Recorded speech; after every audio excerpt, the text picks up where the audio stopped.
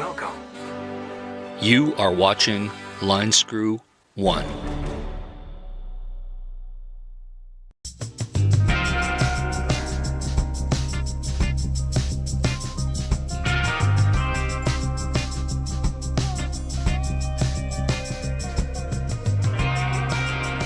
Having that second extra vehicle is really important when you're exploring and you're a long ways from home. So I decided to go with bringing my bike along instead of towing my Mazda. Now there are a few considerations that I decided to take my bike instead of tow my Mazda. First of all, a lot of campgrounds around here are not really designed for parking a tow dolly. And I can't tow my Mazda 3 flat. And because many campsites have maybe an incline or a decline, or they're kind of narrow, it's really difficult to unhitch the car. Pushing a tow dolly up an incline isn't fun, and figuring out where you're going to stow the tow dolly is another pain in the butt. And of course you have to register your trailer. I just didn't want to do that. I figured a hitch mount was better for the bike. And getting 60 miles per gallon versus 9 miles per gallon is pretty good. And let's face it, during the summer, the weather's not too bad most of the time, and riding a bike isn't really much of an inconvenience.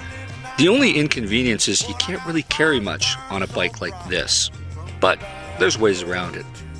The best part is if I wanted to drive a long distance, say to get KFC, well, that's a long ways away from where I'm camping. Doing it on a motorcycle is so much cheaper and easier. What the heck?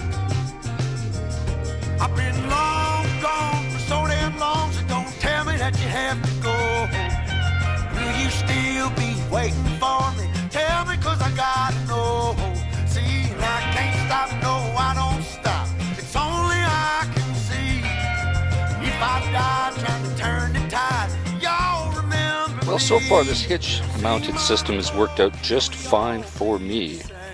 I use a lot of straps, probably overstrap. But, you know what? Safety is more important than aesthetics as far as I'm concerned. You know, this probably is not the best hitch mount system around. I do have a Kurt receiver rated at 500 pounds, so I'm definitely limited on what type of bike I can haul. So my Yamaha R3 is perfect for this. So all in all, I think hauling the bike this way is working out just fine. So you're probably going to ask why I went with a R3 Yamaha. Well, it's a couple good reasons. The Yamaha R3 is pretty much best of breed for the money in this type of class of bike. And I say that quite seriously. The tongue weight that I can haul on my front hitch carrier is 500 pounds, and that includes everything. The bike, the hitch carrier, the accessories, the straps. Which pretty much meant I had to get a bike that was 430 pounds or less. And the less, the better. And I had to have a bike that would do freeway miles, no problem. So the R3, any man who weighs, say, 210 pounds or less, can easily do 100 miles an hour on this thing. So it's a little bit faster than the Ninja 300. A lot faster than the CBR 300. Now, of course, you might say, if you're a motorcycle guy, sure, you could get a way faster bike that would weigh around that. Yes, you could if you move into the Italian sports bikes. There's just no way I was going to spend that kind of money. So, dollar for dollar, you know, pretty good bike. And this bike is still essentially new. I finally got, let me see how many kilometers I have on it. Let's see, 1370. Gee, I do not even have 1,000 miles. That's what, about 800 miles? So this darn thing is essentially new. And I've driven this thing on the freeway well over the speed limit. It accelerates pretty good.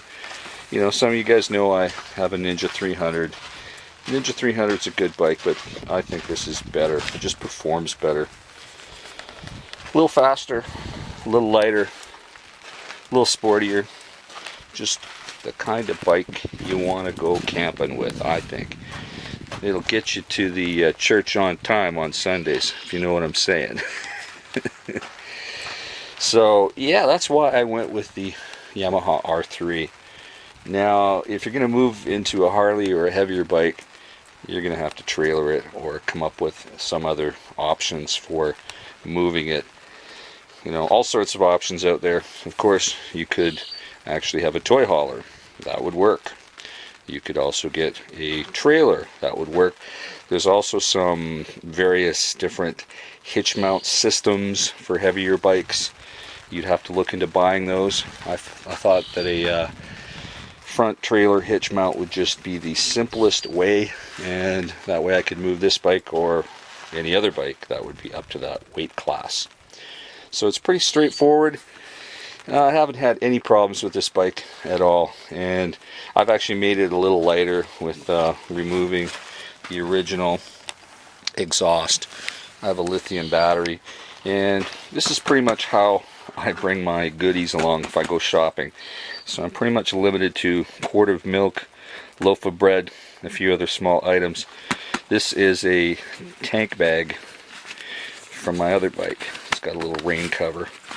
And the reason the tank bag's not on the tank is because this tank is plastic. Or maybe fiberglass. I think it's plastic to save weight. So I'm left to do the old bungee cord thingy-me-doodad, but it works. And it's a lot easier than trying to cram a loaf of bread in your jacket, which I've done on the odd occasion where I didn't plan ahead. So between that and a backpack, you know, you can get by doing some light shopping. So if you want to do some heavy shopping, well, you're going to have to figure something else out. But I think traveling with the Yamaha R3 works perfect for me. Best of all, the rate class for insurance for this kind of bike is cheaper. That's another plus. It's all about saving some money. Good fuel economy, reasonably fast bike for its size. Hey, I'm older. I remember having a CB500, and this bike would smoke it. Modern bikes are a lot faster, at least these type of sport bikes. So hey, cheap on gas, light, easy to load, relatively speaking. I'm not saying that the first time you load a bike onto a hitch mount carrier it's going to be easy. No, I actually tend to drive this thing on. Pushing it on is too much of a pain in the butt, so I just slowly throttle it into position, strap it down a little more, and so far it's working.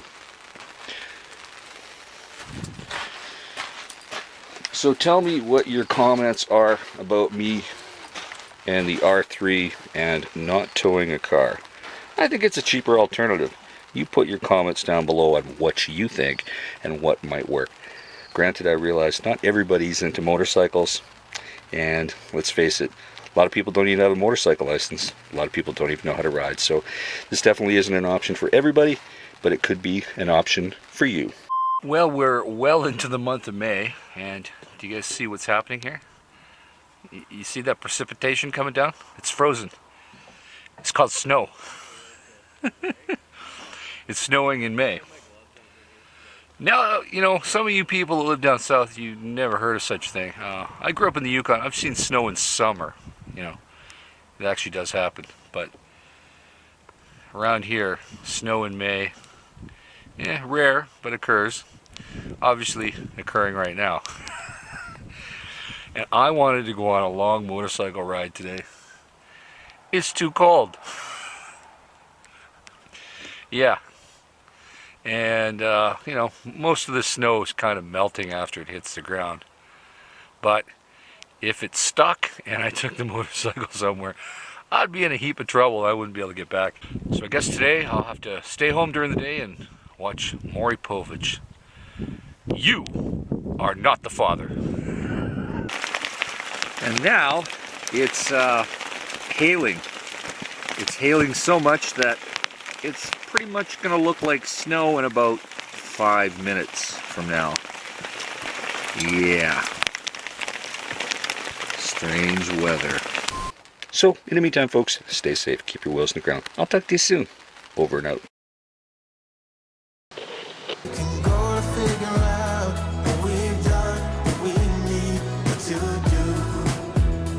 I got you, I got you, I got you.